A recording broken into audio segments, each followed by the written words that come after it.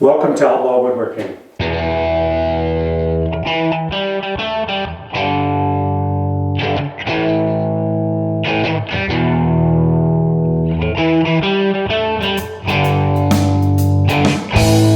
Today we're going to review the US General toolbox, and I ended up buying two of these because I liked them so much. I ended up getting one for my CNC room and then one for out here in the main shop. Anyway, let's take a look at it. Right off the bat, the construction of steel is really nice, heavy duty. It's actually a heavy toolbox. Got a really nice secure handle here. The sides, you can see these bigger drawers have dual slides on them, dual drawer slides on each side, and they slide really nice. All the drawers came with padded inserts, and that's real nice also.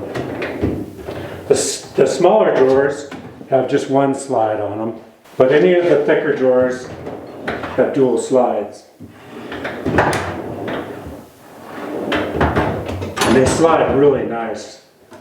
The powder coated finish is really nice. Actually, all in all, it's a really nice toolbox. Also, it has super heavy duty wheat casters.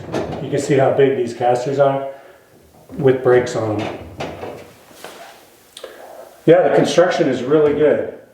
All lockable. Yeah, all in all, I'd say I'm pretty happy with this toolbox.